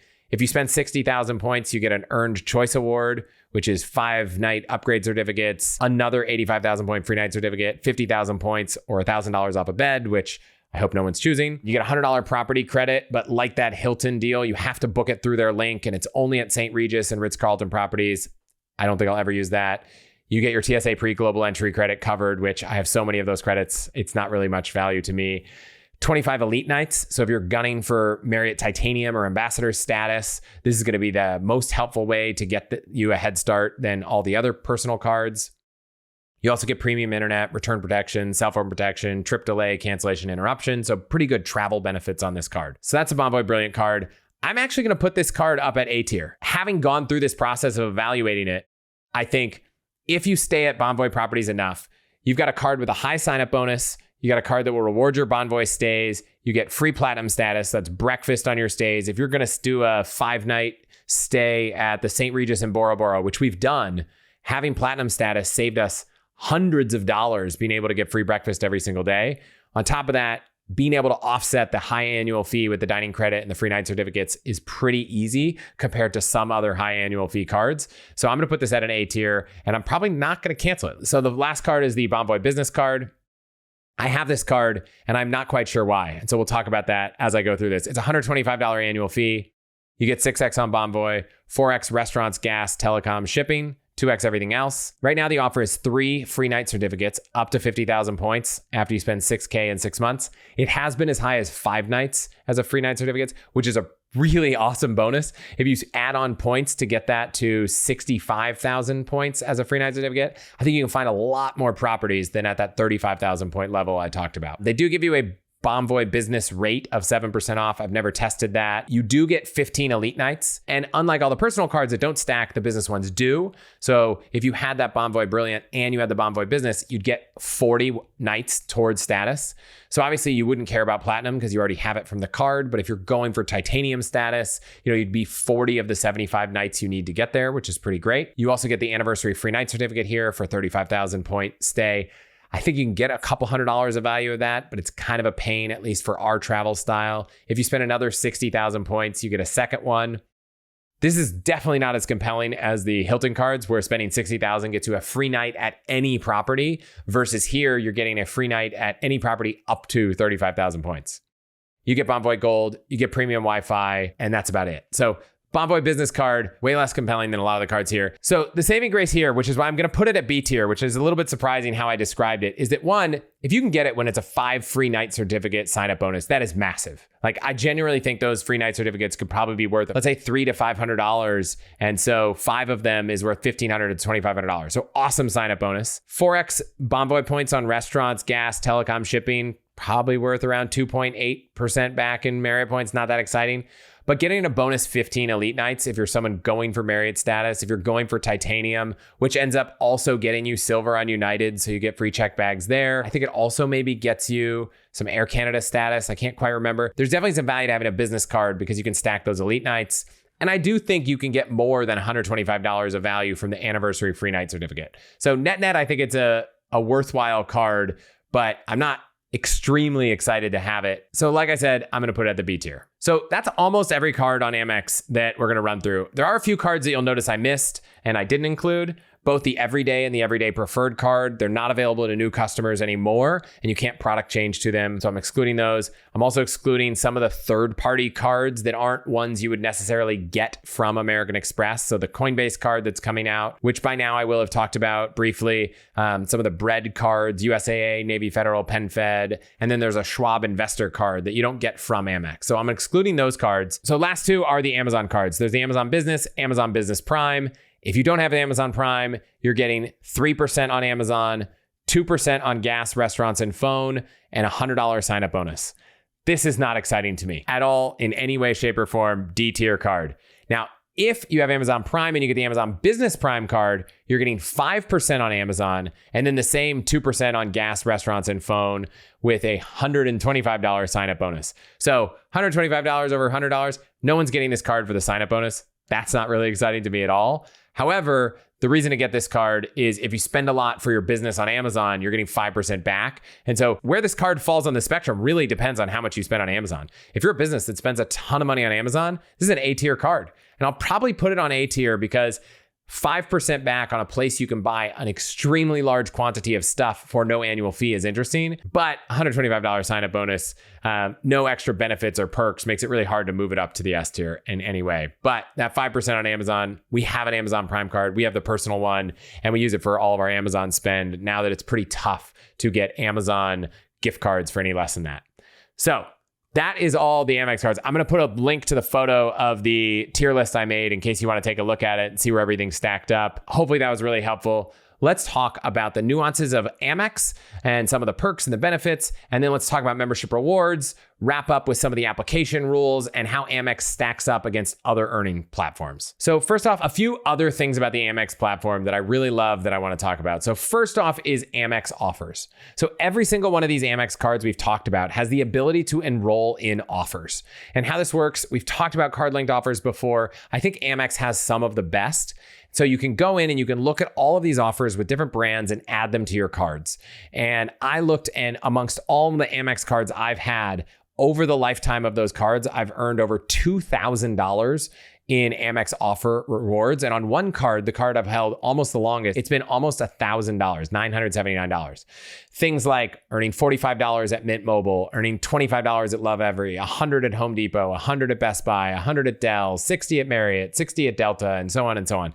A ton of great offers. I love adding Amex offers and seeing what's in there because every time I look, it feels like there's at least one thing that I might be spending money on. Now, it's a lot of overhead to keep track of them, and once you add one of the offers to one card, even though you might see it on multiple cards, it typically goes away from those other cards unless you add it on all cards at the same time. And that's something really hard to do manually on your own. But if you use the Card Pointers app and you have Card Pointers Pro and you use their browser extension, every time you log into Amex, it's going to add all the offers from all the cards at the same time so you can get them as many times as you want. That means that if you had a $50 off $200 Home Depot credit, you could use that on all of the Amex cards you have and get it multiple times. So that's probably why I've been able to get so much value, because sometimes there's an offer and it might be $100 at Best Buy and I can put it on 3 different cards, and that's amazing. So I love Amex offers, but I really love Amex offers paired with Card Pointers. If you haven't checked out Card Pointers, go to allthehacks.com/card pointers. You get 30% off. You also get 50% off if you're an All the Hacks member. So that's allthehacks.com/join. So I love Amex offers. Definitely check them out. This episode is brought to you by Built Rewards, which is an amazing points program with so many ways to earn, including on your rent, where you don't even need to check with your landlord. So let me explain. First, there's no cost to join Built, and as a member, you'll earn valuable points on rent and on your everyday spending. Built points can be transferred to your favorite hotels and airlines, and even the ones you haven't heard of. There are over 500 airlines and 700,000 hotels and properties around the world you can redeem your Built points toward. Points can be redeemed towards a future rent payment and unique experiences that only Built members can access. So if you're not earning points on rent, my question is, why not? Start earning points on rent you're already paying by going to chrishutchins.com/built. That's chrishutchins.com/built, B-I-L-T. Make sure to use our URL so they know we sent you, chrishutchins.com/built, or the link in the description to start earning points on your rent payments today. This episode is brought to you by NetSuite. What does the future hold for business? Ask 9 experts and you'll get 10 answers. Bull market, bear market, inflation up or down. It would be amazing if we had a crystal ball. But until then, over 38,000 businesses have future-proofed their business with NetSuite by Oracle, the #1 cloud ERP, bringing accounting, financial management, inventory, HR, all into one fluid platform. With one unified business management suite, there is one source of truth, giving you the visibility and control you need to make quick decisions. And when you're closing the books in days, not weeks, you're spending less time looking backwards and more time planning for the future with actionable data, which is exactly what I'd want as a CEO. Speaking of opportunity, you can download the NetSuite CFO's Guide to AI and Machine Learning at chrishutchins.com/netsuite. The guide is free. You can go to chrishutchins.com/netsuite or click the link in the description. A couple other few things that I like about Amex. You get a free credit score, and it's a FICO score from Experian. So that's awesome. If you're applying for cards, almost every single card, they have this safe to apply feature where you can basically enter all of your information and they will tell you whether you're going to be approved before they do a hard pull on your credit. And if you have an Amex card already, they often don't even do a hard pull for a new application anyways. So I've found that if my credit is completely locked, I can still apply for a new Amex card and get approved without ever needing to unlock my credit, never get the hard inquiry. Love that about Amex. A few other things.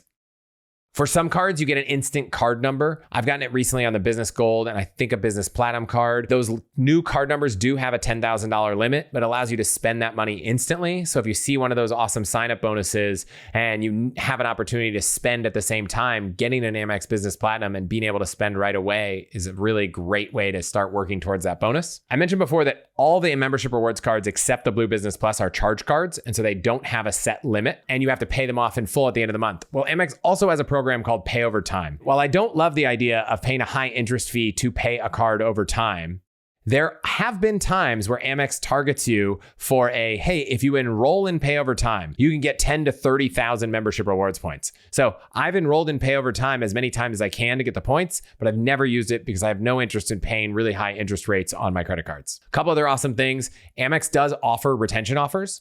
So if you have a credit card and it has a high annual fee and you're not sure you want to keep it, you can live chat or call in with Amex and ask them, are there any retention offers right now? And I've in the past gotten annual fees, even as high as the Platinum card, waived.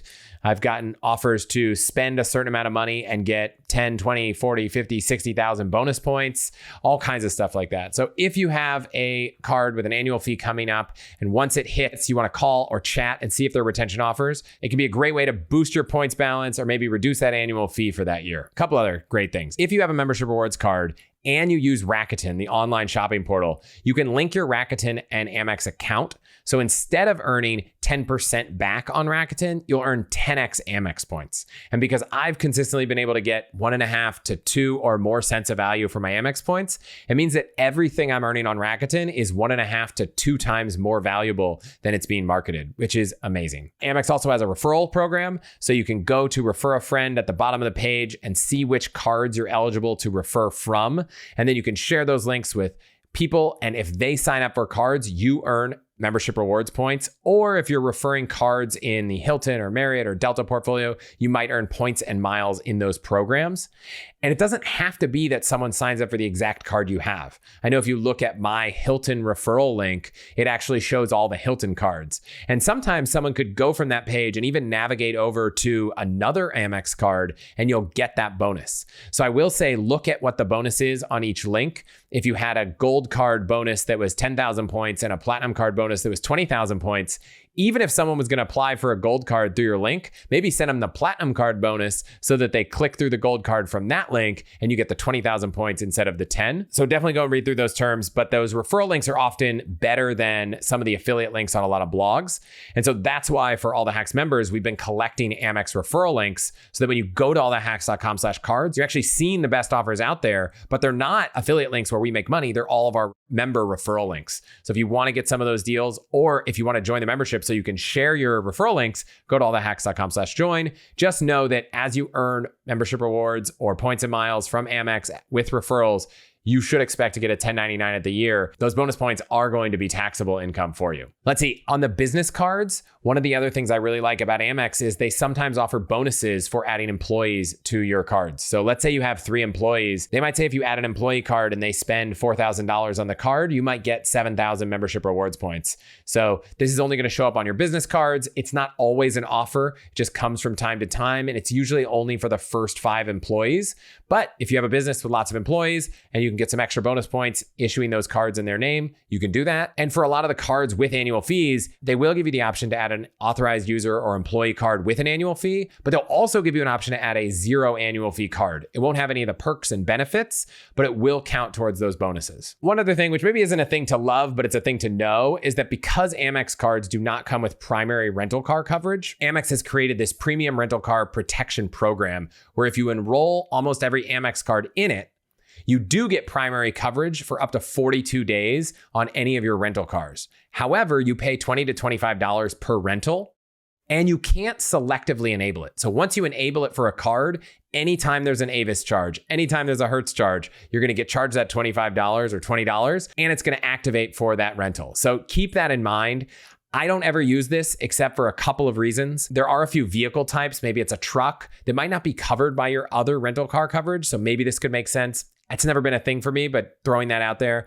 And then also, if you have a really generous Amex offer, let's say you've got $100 off a Hertz rental and you have a $300 rental. Well, you're going to save $100 booking through Amex and paying for that card on your Amex versus paying for a car with primary rental car coverage.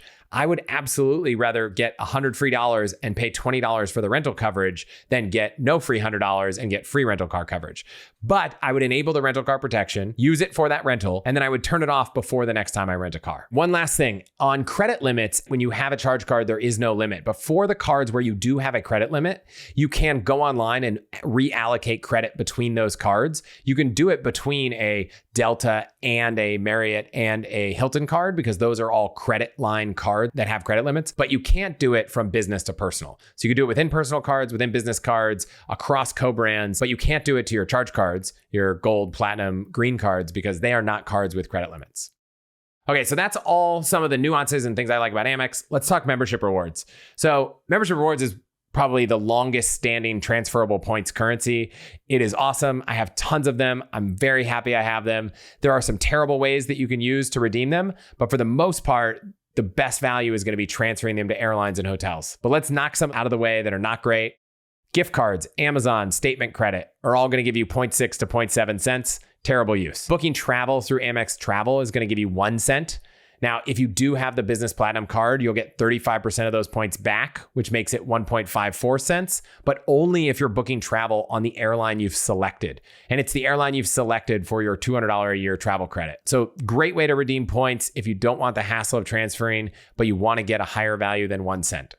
If you have the Business Centurion, you can go up to 2 cents. I'm guessing most people listening to this do not. I've only seen maybe one in the wild ever. If you have a Morgan Stanley or Charles Schwab card, like I mentioned, you can transfer your points to your brokerage account. Charles Schwab, you get 1.1 cent of value up to 1 million points. Then it goes down to 0.8. And Morgan Stanley, you get 1 cent of value unlimited. So that's a great option. Or if you have an Amex business checking account, and you have the Amex Business Platinum card, you can transfer from your Amex membership rewards balance to your checking account balance, and you can get 1 cent per point up to 1 million points. And then it also drops down to 0.8 cents like the Charles Schwab one does. And on the business checking account, they have often had sign-up bonuses for open a new business checking account, get up to 70,000 points for doing it. So that's a pretty cool offer to earn some extra membership rewards points. Just keep in mind, never close that account. I thought maybe I would want to have one again after having had one in the past because I thought, wow, if I ever need to cash out my Amex points, it's nice to have another option. However, they have some rule where once you've had it, the same business can never have it again if it's been closed. They have no way to get you a new one. So you have to go create a new business to be able to get one. So not something that I have found a way to work around yet. I guess I just need to start a new business or set it up as a sole proprietor. But one of the other features of the business checking account is that you can earn 1 membership reward point per $2 spent on a debit card. So 0.5x points. Now, that's not compelling if you could otherwise spend money on a credit card. But if there are places where you can spend money on a debit card that doesn't otherwise take a credit card or has really high fees, that is a way to earn membership rewards points. I have been told it does not work for tax payments, but I have not done a lot of testing, and I would encourage you to search around on Flyer Talk or Reddit to see if you can find some more reports, but could be an interesting opportunity to earn points on things that you might not otherwise be able to earn points on. So there are 3 ways to kind of cash out your points without having to book travel at way better rates than statement credits or gift cards or Amazon. That said, the way I like to get the most value out of my Amex points is by transferring them to different airlines and hotel groups. Amex has 19 airlines, 3 hotels. I think they either have or are tied for the most number of transfer partners out there with Capital One, but tons of great options. I already recorded an episode about the best transfer partners, so I don't want to go down a deep rabbit hole of every single transfer partner I love. Some of the highlights from Amex are Avios, whether that's British Airways or any of their other Avios partners, Air France Flying Blue, especially for families. Virgin Atlantic has some great sweet spots, but you got to be careful of the fees that come with those bookings. Air Canada Aeroplan is probably one that I've used more than any other one because they just have so many partners and access to so many different Star Alliance airlines. I've used them a ton, especially flying United flights to Europe and Asia. Haven't used a lot of Singapore and Avianca miles, but sometimes they have some good options, so that's something to keep in mind. They can also transfer to Delta, which I don't think you get a ton of value from, but it is an option out there. On the hotel side, I don't really like transferring to Choice or Marriott, even though they have them as options. Maybe if they have a transfer bonus, it could be worth it. The one that makes the most sense on the hotel side is probably Hilton. And I still don't love transferring to Hilton at a 1-to-2 ratio because Hilton points typically are worth about half a cent. And so that's really not getting more than a cent of value from your Amex points. However, when they do have a transfer bonus, I think Hilton can be a compelling destination for your points. Transfer bonuses are pretty common with Amex. They do about 17 to 25 of them every single year. And pretty consistently for the past few years, they've done every year one to Hilton, Avianca, Marriott, Air France, Virgin, Cathay Pacific, and Avios. So a lot of ways to get your points transferred out. We've talked a ton about why transferring your points is really valuable, so I won't cover that here, but Amex gives you so many options. And if you want a free award search tool, and if you're not familiar with the word search tools, I'll link to an episode in the show notes, but basically a way to search for flights using your points and miles. As an Amex cardholder, you get access to Point.me for free. Now, it is a limited version of Point.me that only shows you results from Amex transfer partners. However, if you have a bunch of Amex points and you want a free search tool to go see how you can get the most value from those points, you can get access to a free tool without having to pay any fees. So I'll link to the Amex Point.me link in the show notes. I think it's a great option. As for moving points, Amex is unfortunately one of the most restrictive programs. If you and your partner both have membership rewards accounts, you cannot move membership rewards points between people. So both of you, as long as you have membership rewards points that you don't want to lose, will need to keep at least one membership rewards point earning card. However, if you have an authorized user on one of your cards or you have an employee card and they've been active for 90 days, you can transfer those points not between Amex accounts, but to the loyalty programs of those authorized users. So I could transfer to my wife's Aeroplan account and not mine. So if we wanted to combine our points, we couldn't combine Amex points, but we could combine them at the destination of the airline or hotel program. So that's how you move points with Amex. So coming up on the end, I want to talk about the rules for opening up Amex cards. So obviously I mentioned earlier, you can check to see if you're approved without impacting your personal credit score. So that's great. I talked a little bit about the lifetime rules where you can't get the sign-up bonus more than once unless you've gotten kind of a targeted offer that has this no lifetime language. So if you get those targeted offers, take a look, read them, see if they have that language. If not, which they usually don't, that's great. Otherwise, you're probably not going to get a bonus if you've already had the card. And Amex is pretty nice. They do a little pop-up that says, hey, you're about to apply for this. You're not going to get the bonus. Are you sure you want to continue? And so keep that in mind when you're applying. In case you do want the card, you might still want it even if you're not going to get the bonus. It seems like Amex forgets that you've had a card after maybe 7 years-ish. So maybe the lifetime rule is the 7-year rule, but with technology going forward, that rule might not be the same. When it comes to charge cards, you can only have 10 of them. So that's the green, gold, platinum, Centurion, I guess the plum card, but we have not come close to hitting the 10 charge card max limit. On the credit card side, that is cards with limits, you can only have 5. And so if you had maybe 2 Delta cards, 2 Hilton cards, and we're going for 2 Bonvoy cards, nope, you can't have any more. Like I mentioned, there are family rules. So it's a little bit confusing, but in a lot of the families, you can't get a bonus on a cheaper card if you've already had a more premium version of the card. So if you've had the platinum, you can't get the gold bonus. If you've had the Delta Reserve, you can't get the Delta Gold bonus. And so you kind of run through that language. You can search around to look for Amex family rules. I'll put a link in the show notes to the Marriott rules because they're super confusing, but keep in mind the sequencing of opening cards if you're looking for bonuses. As for other rules, Amex has a 1 in 5 rule. It doesn't affect charge cards, but if you're applying for credit cards, you can only get approved for 1 in 5 days. So you could apply for a charge and a credit card on the same day. But do keep in mind that you have to hit those minimum spends. So make sure you can do that before getting more than 1 card in a day. But also keep in mind, it doesn't usually have a big impact on your credit score because once you have 1 Amex card, they typically only do soft pulls after that. So that's a great feature of Amex. The other one is a 2 in 90 rule. You can only get approved for 2 credit cards every 90 days. That means that if you apply for a third card within a 90-day window, you'll automatically be rejected. So keep that in mind. Again, that's only credit cards and not charge cards. So you can get as many charge cards as you want in that 90-day window. However, you typically can't get the same card within a 90-day window. So if you applied for a business platinum card and got approved, and then you got one of those mailers and you wanted to do another one, you'd get declined if you try to do that within 90 days. Finally, when it comes to product changing, Amex does allow you to move around cards. So if you had a gold card, you could move it up to a platinum. Sometimes you'll even get an upgrade offer. And so we've definitely seen upgrade offers going from business gold to business platinum, gold to platinum, sometimes Hilton Surpass to Aspire, that kind of thing. So you can move around. You can't upgrade within the first year. And I think that's a rule across all cards. And you can't cross over. So you can't go from membership rewards to cash back or to Hilton or to Marriott, but within each co-brand you can. So you can change within the Delta cards, the Marriott cards, within the Hilton cards, but you can't change within business and personal. So I think that's all the rules. To summarize, reasons I love Amex: awesome customer service. The lounge network is something that if you have a platinum or business platinum card is really unique. I guess also if you have a Delta card, and you get access to Centurion lounges. We use those Amex Centurion and the Escape lounges pretty regularly, multiple times a year, along with that great customer service, really strong purchase and travel protection. I've never had a challenge with a claim that we've made, and we've done a few of them, so that's awesome. A lot of people like the Amex Fine Hotels and Resorts program to get access to some perks at luxury hotels. I will say, I think they have 2,200 hotels. The All the Hacks upgrade program, I think, has every one of those 2,200 plus another 1,800 for about 4,000 total. So allthehacks.com/upgrade. I think that's a better option, but I'm a little biased. Amex offers, they could be so lucrative. I've gotten $2,000 of value from Amex offers and probably a few hundred in the last year.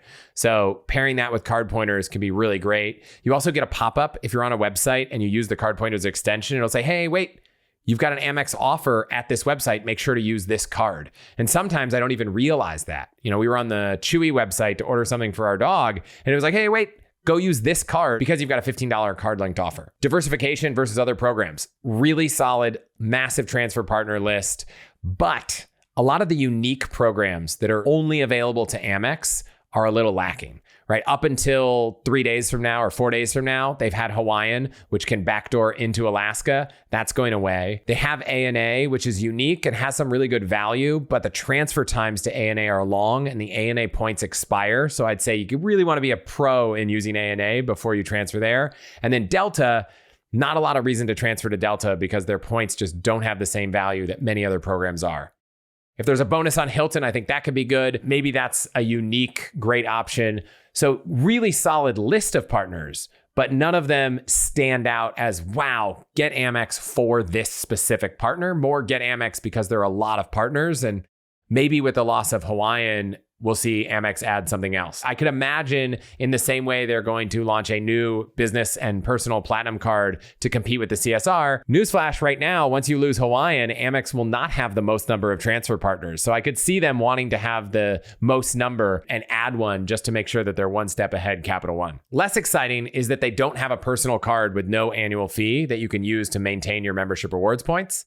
And maybe more so internationally, Amex is not accepted everywhere. I don't think I've ever had an issue trying to use an Amex and have it not be accepted, but I just saw a post of someone talking about cards to use overseas in our membership, and they were saying, well, they live in Spain, and sometimes it's a little bit challenging to use an Amex card. But either way, it could be challenging sometimes. And so finally, what I want to look at is the other least exciting thing about Amex is it's hard to make a case for Amex as your only platform for points. So if you just want to earn points in one program, I feel like that's where Amex doesn't shine.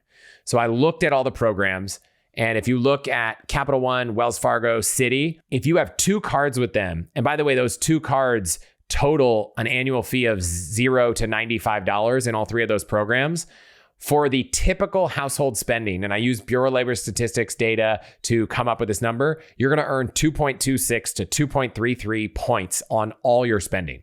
When I use my own spending, it's about 2.11 to 2.35x points. So that's me, and that's kind of general American population that I think has a 100,000 household income. I use the upper end of that spending data. So you're going to earn 2.26, 2.33. Let's round it off, say 2.3 points per dollar if you just focus on Capital One, Wells Fargo, or Citi. If you just focus on Amex, the 2-card combo that you'd probably want that will maximize your earnings on the personal side is the Amex Green and the Amex Gold. You're going to have $400 of annual fees, so 4 times the annual fees, and you're only going to end up with about 1.96x points. For my spending profile, it was actually 1.85. So meaningfully less points. So for me personally, that'd be 20% less points. So don't love that. If you do add the Blue Business Plus card, where you get 2x points on everything up to $50,000, and you pair that with the Amex Gold or the Amex Green, depending on your spending profile, and you don't spend that much, right? If you're only spending, let's call it $75,000 a year, that number does go up to about 2.37x. But keep in mind, you only have $50,000 of spend at that 2x. So it depends how much money you spend. So while I do love the Amex platform, I don't think I could make an argument that is the only place you should be accruing points. Now, it's still better than Chase, right? Now, if you look at my favorite Chase combo, which is the Chase Sapphire Reserve and the Freedom Unlimited, you've now got a $795 annual fee. And with the Bureau of Labor Statistics data, you're earning 1.87 points on average. And with my data, you're earning 1.75. So Chase is the worst program to have just 2 cards at if you're really trying to optimize. Obviously, you could go for the Chase Sapphire Preferred instead of the Chase Sapphire Reserve. You'd go an annual fee down to $95 for those 2 cards, and that would probably end you up at about 1.8x points, which is still not as good as Amex, but lower than Capital One, Wells Fargo, and Citi. So I still think the best option for everyday spending is to make sure you have a 2x everything card to pair with all of your bonus spending. And the reason why Capital One, Wells Fargo, and Citi are such better performers is that all 3 of them have a 2x points card. Some of them you do have to have other cards to get 2x points. So the Citi Double Cash earns 2% back. But if you have the Citi Premier, you can transfer those into points. Capital One, you could go Venture X without having to worry about another card and have a 2x everything card. So all that said, Amex sign-up bonuses are better than all of the others. Where else can you get 200 to 250,000 points for a new card? And that's at least on the business side. But right now on the personal side, 100 to 175,000 points on personal cards. That is incredible. It's another reason to love Amex. And on top of the sign-up bonuses, when you start to layer in everything else, Amex offers employee card offers, retention card offers, you add it all together. There's a reason I have more Amex cards than anything else, especially if you're a business spending on categories like those 4X business categories. It can be really, really compelling. So I love Amex. I'm a huge fan. There's a reason we have all the cards. There's a reason we have all the points. But I think that it's hard to make a case to just accumulate Amex points. So I hope this episode was helpful. It was definitely a long one. We went through so much, and that is it for this week. Podcast@allthehacks.com if you want to get in touch. I will see you next week.